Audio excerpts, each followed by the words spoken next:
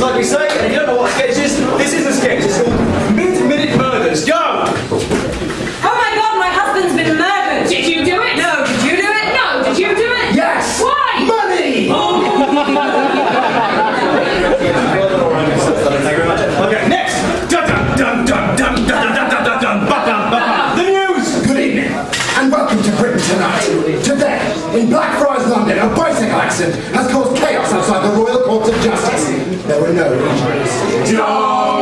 Meanwhile, Transport for London officials have been forced to admit that service to the Northern District Line is said to be severely quite good. And our top story tonight, in Hackney, London, an alarmingly aggressive pigeon has been terrorising local residents, causing widespread panic and civil unrest. The High Street, London, has been closed until further notice.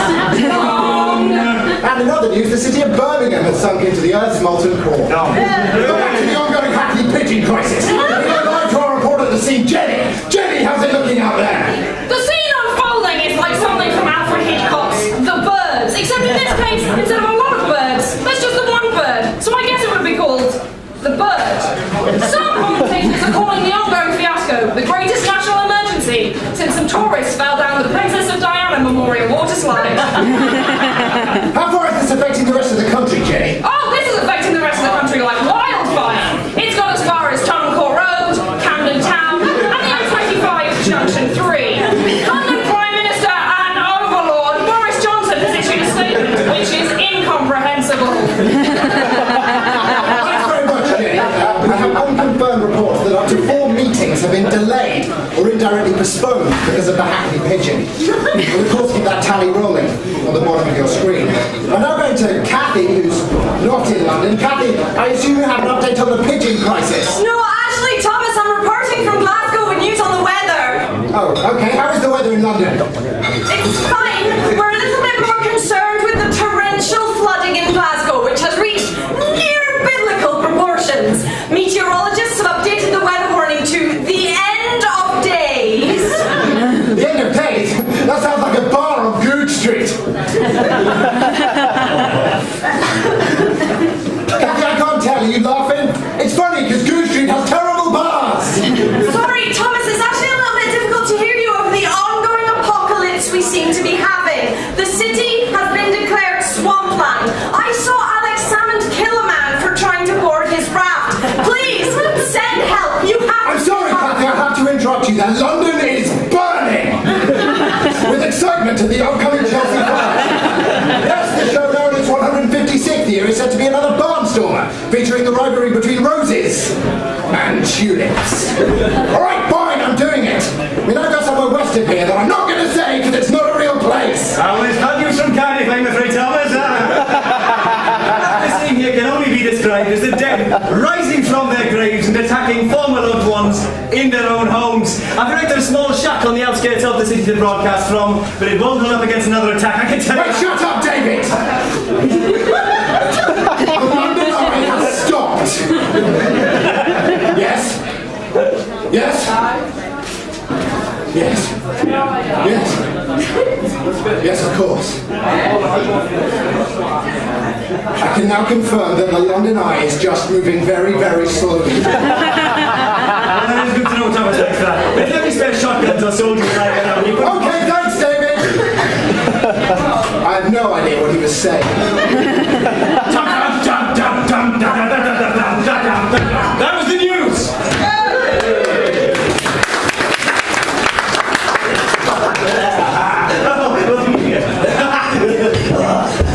So, Professor Warwick, here I am. What do you want?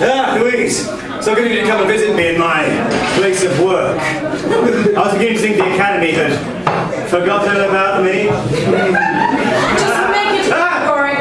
I've got at least 7 microscopes to look down today. Oh, believe me, Louise, soon you won't want to leave at all.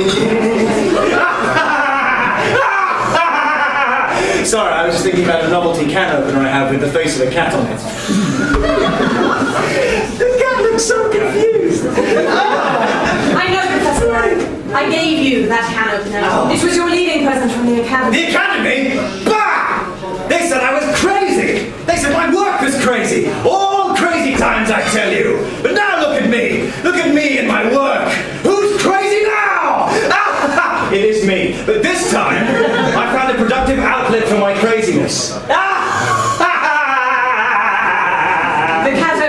again? The cat's face!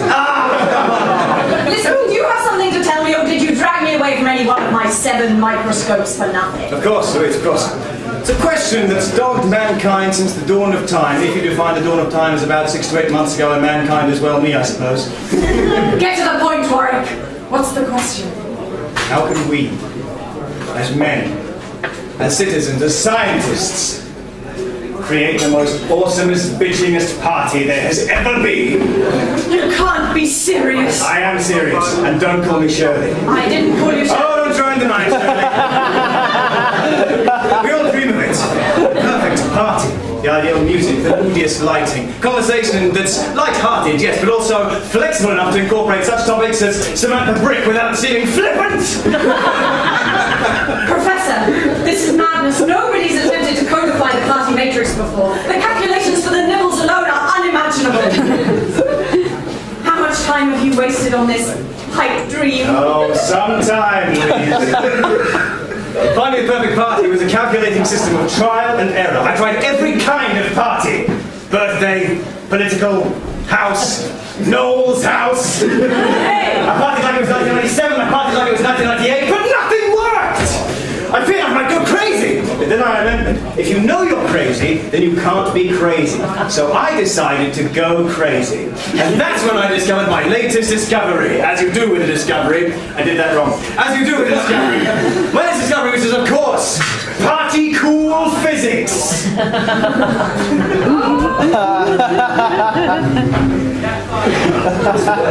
I was expecting a bigger reaction to that, but that's fine. Oh, the Academy said you were crazy. Oh, not half, Louise. Edgar! We brought Edgar here in as a research subject into the efficacy of surprise parties. The relevant research was quite extensive, yes. Exactly how many surprise parties have you given him? 158 consecutive surprise parties. Each more surprising than the last. You know what? Go into any room without a natural light source, and you can spot a person hiding behind a chaise lounge at a distance of up to half a kilometre. Was this research at least useful? Not in the slightest.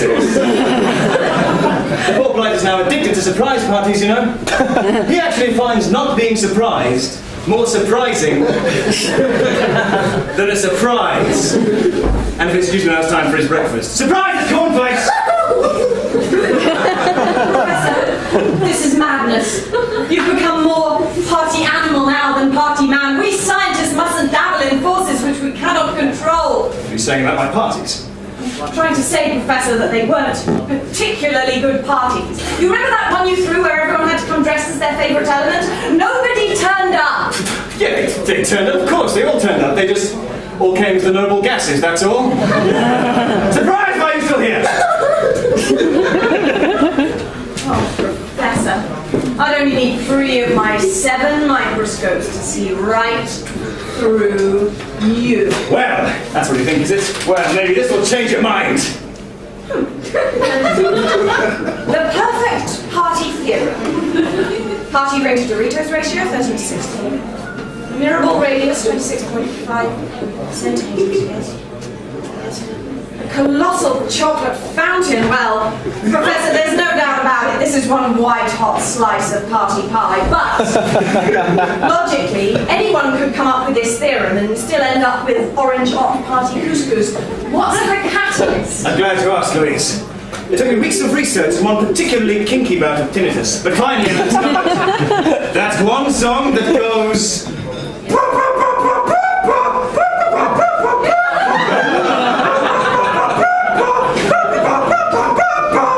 Professor. Every day I'm shuffling.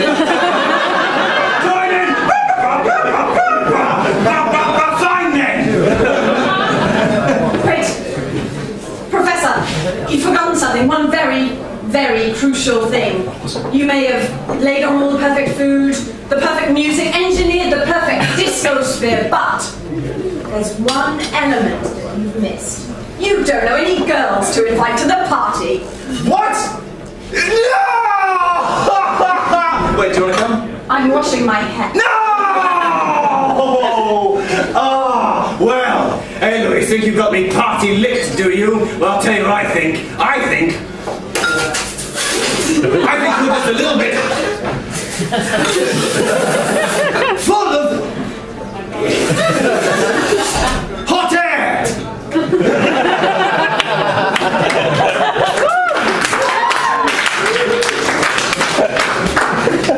I'm not quite sure what I thought was going to happen there. Thank you very much, everybody. Thank you very much.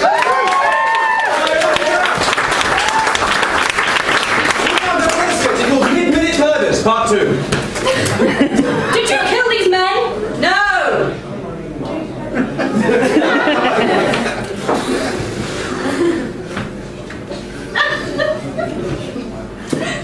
Actually, yes!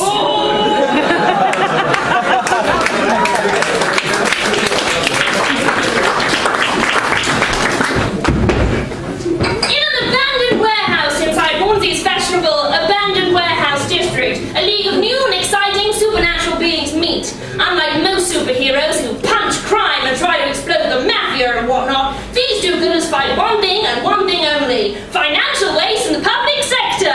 Yes, they are single. Introducing the Madministrators. Roll call. I was an ordinary office clerk working in management sector when I was bitten by a radioactive stapler. I became Staple Man, a man who can staple any number of papers regardless of weight or girth. It's my staple diet. I am the Black Beret, half woman, half smartphone. I can synchronize multiple calendars, convert PowerPoint presentations into Word documents, and also I can shoot lasers out of my eyes, which I think is pretty cool, but no one else really... And in the corner here, we have the invisible secretary. She's a secretary who's invisible, and she has a drinking problem. No, it's true, it's very sad. And who are you? I am the Annunciator. And what do you do? I'm very good at announcing things. It is a superpower I've checked. Okay, go Madministrators! Administrators! Good one, the invisible secretary. Guys, I have pressing news! Oh, the invisible secretary was just regaling me with tales of her now distant youth. Am I right? High five. Fine, be that way. Never mind that now, Staple Man. I've got a message from the mayor. Message reads... Dear Administrators, Godzilla. Yours, Mr. Boris. I think the mayor might be in trouble with Godzilla. Oh no! Let's go and save him. Well, hang on a minute there, Black Beret. I don't see how fighting Godzilla will help us tackle financial waste in the public sector. I mean, I'd like to help, but what if while we're fighting Godzilla, someone at Haringey Council needs a middling to large amount of stapling done? A double quick speed. I think this takes more priority. I'm pretty sure it's eaten some pulls. Black Beret, do you remember that time you tried to stop a granny being mugged in the street? And while we were out, there was a scheduling catastrophe at Hornsey Town Hall. 4 workers went home an hour early, costing the council over £47 in wasted wages. I cried myself to sleep. Don't pretend you didn't hear me. These walls are pretty thin, and I cried really loudly. I heard you that night. It was super awkward. I'm sure we could beat Godzilla. That's not the issue. I mean, I could probably shoot lasers out of my eyes at him, which might do a lot of damage. Yes, you're right. I could staple him in the face, which could lead to an infection and thus death. But the real question is, who would look after the abandoned warehouse? What about the Annunciator? I steal stationery when people aren't around. What about the Invisible Secretary? That's not a bad idea, Black Beret. Maybe this time you stepped up to the plate, the invisible secretary.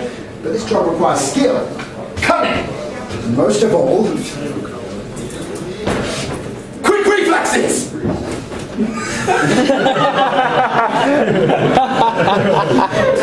Maybe next year.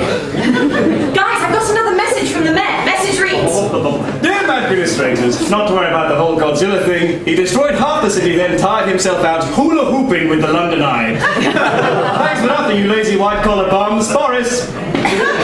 We indirectly witnessed a monster nearly destroy a city. I call that a good excuse to start drinking. I'll say. I think you've had enough. Thanks a lot, Alexander.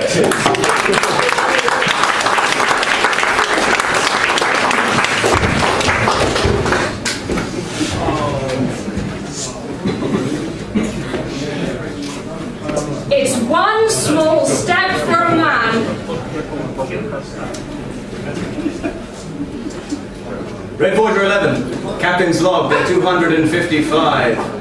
I've been in orbit around the planet Mars for the past 3 months. Space crazy is setting in.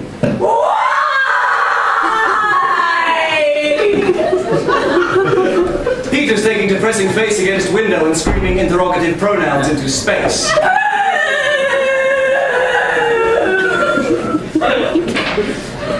It's one leaping giant at a...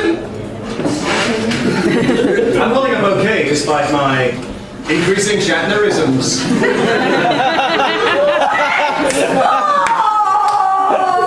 Supplies and recognizable interrogative pronouns depleted.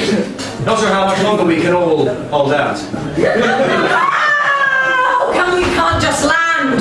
I can see Mars, it's right there. It's big and round and red, like a big red target. It's one hop, skip, leap, and Come on now, Peter, you know we can't land till Seacrest gets the line right.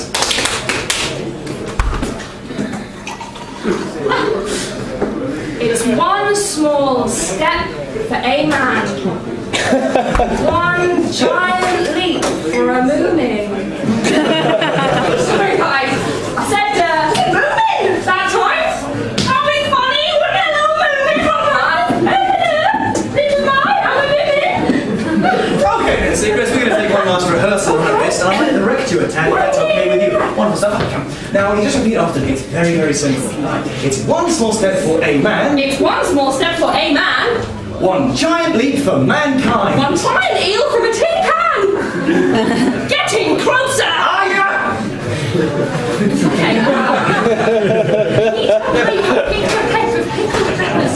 Peter Cushing, Factor Cushion. His pleasant 3 months. 3 months we've been orbiting this big, stupid red planet, and she hasn't got the line right once. I didn't realise there were enough combinations of words in the English language for her to so completely avoid the correct phrase. At this point, she's either a sociopath who's doing it deliberately, or she is chronically allergic to accurately describing her own actions. I just don't understand it. Her Lady Macbeth was sensational. Can't we just land? She can get the line wrong and then we can go. No, she can't get the line wrong. That's just what happened on the moon, remember? Neil Armstrong, all the way up on the shuttle going, guys, I don't need to rehearse, it's fine, doesn't matter, they love improv, I'm doing, I'm just going to finish this joint, then I'll just like busk it, you know what I mean? He pokes his stupid, handsome American face out of the shuttle and goes, oh, well, it's one small step for man. For man! I shouted at him, for man! Man and mankind mean the same thing! Neil! They're interchangeable in this context! Neil! Get back in the shuttle, you fuck the moon for everybody! Neil! The next morning I wake up and NASA's gone from International Ace Space Flying Boys to the literary community's laughing stock. I got a postcard from Gore Vidal that just said Bellend! I'm not going through that again, Peter. It's not for you, not for you. We stay here till Seacrest nails the line. H from Steps is a man, he's got an aunt, she's blind. That is wrong, but factually accurate. Okay, I have actually a minor suggestion. I think the problem is that the line is stale. I don't want to be alive. See, what I think, I mean, they love it on the moon, don't want to mess with that, but I think, I could just warm them up on it with a few jokes, such as, gee, that was a long journey. I could do with a drink. Where's the nearest Mars bar? Mars? That's a great holiday. Hope nothing Mars it. I know they say that Mars is the god of war, but this is more like the god of wow. That means nothing, Seacrest, you know that! Greetings! I am Alexander Marsket, and I'm here to offer you cheap car insurance on your Mars car insurance. Please land the shuttle, Seacrest, you're fired! But who's going to do the line, sir? I'll do it, I'll